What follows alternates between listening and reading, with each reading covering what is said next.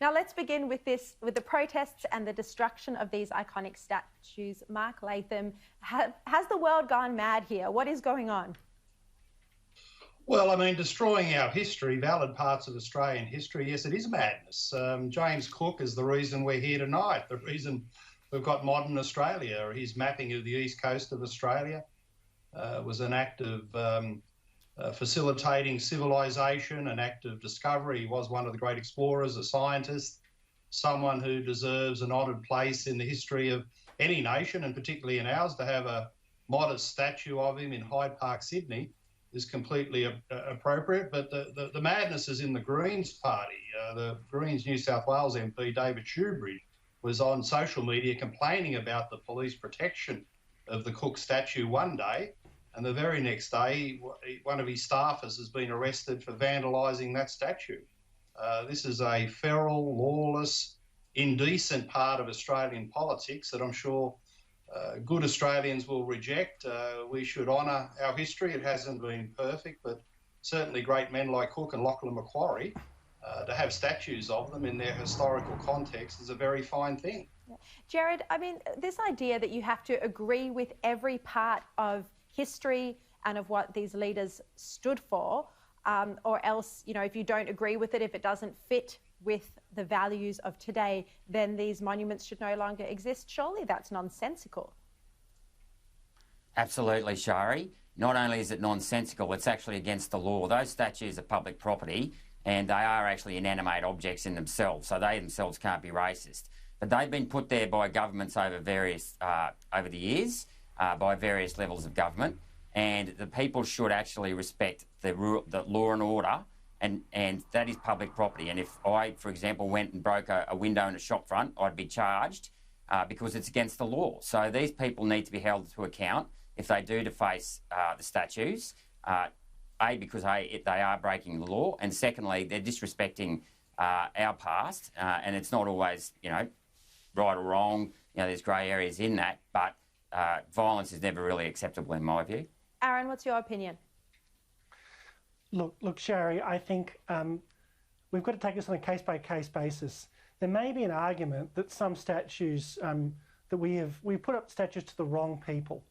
And now, I don't think we should take down Captain Cook, you know, fantastic, obviously, figure in our history, but there are other figures overseas which are far more questionable, like King Leopold II, who owned part of the Congo, or Cecil Rhodes, who was a white supremacist. I think in those cases, there's a bit more nuance here. It is worth going back and looking at the contribution and the historical context that these went up, and perhaps thinking, well, maybe time's moved on and it's time to put some other heroes up on those plinths. What do you think about that, Mark? If there is someone like Leopold, a truly awful figure, should the statue remain or should it be moved to a museum? Well, you know, Sharri, I've been around a fair bit of Australia. I'm yet to come across a statue of King Leopold II, and I don't claim to be an historical expert on him, but it seems to me from this far distance, looking at what's happening in Britain in particular, that they're not very discerning about who they're trying to rip down. I mean, the attacks on the great statue of Winston Churchill in the Parliamentary Square outside the home of the Westminster democracy there is shameful. The fact that it's had to be hoarded up this way, I think, is an embarrassment to Britain and all free-minded people.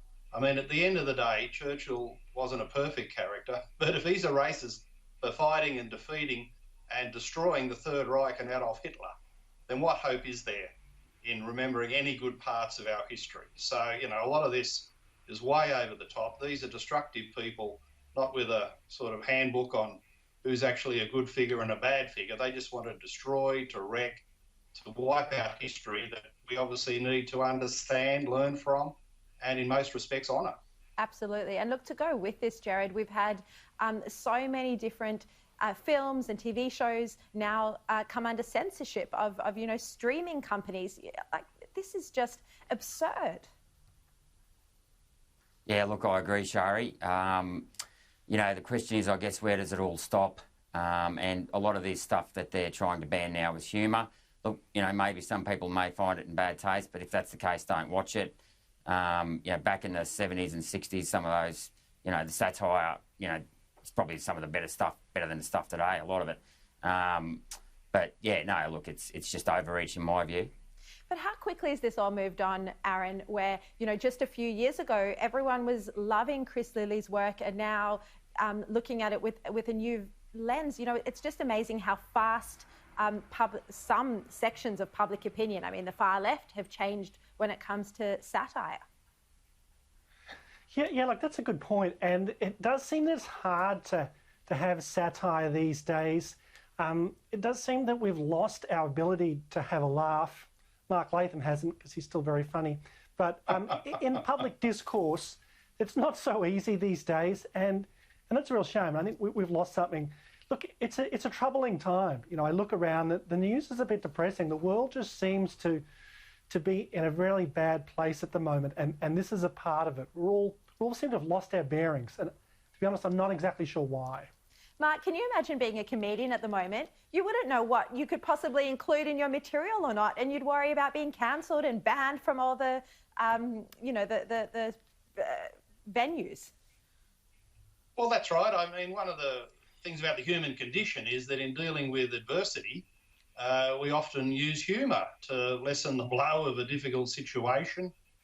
You look at some of the chronicles and diaries of the diggers at Gallipoli, for instance, you know, in the worst of circumstances there, the Aussie trait in particular has always been to have a laugh, to rag someone, to throw a bit of larrikin humour out there to make yourself feel better in a difficult situation. So humour is a great thing. And just because you're laughing about a certain subject doesn't mean that you're a bigot or a racist. And ultimately here, Sharri, the real prejudice are the elites.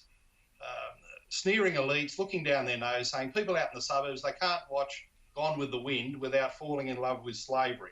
They can't look at Chris Lilly there and understand that it's a made-up comedian.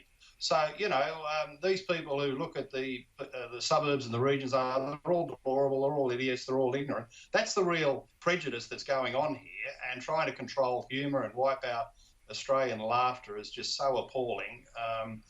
I hope that all the pirated copies have Gone with the Wind, the sales go through the roof.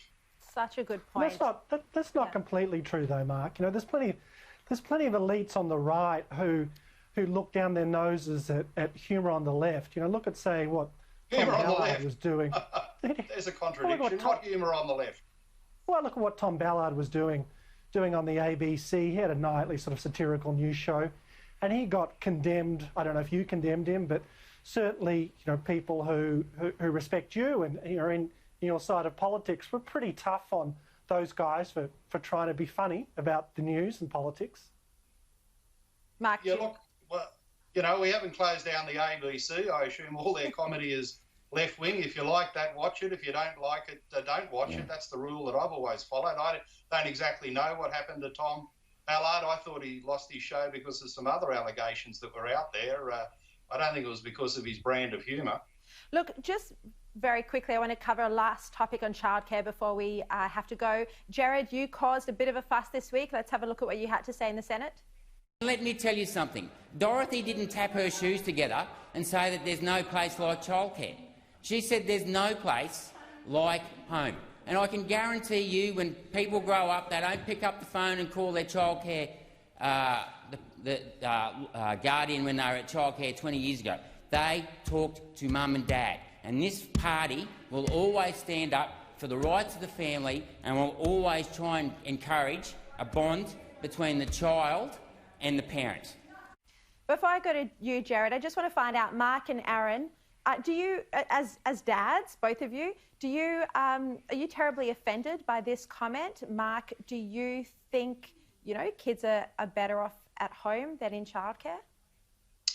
Well, it depends on the family circumstance. In our household, we've used preschool services in particular that have been wonderful for our children. Quality people with some quality instruction, and the children and their parents both look back on that experience fondly.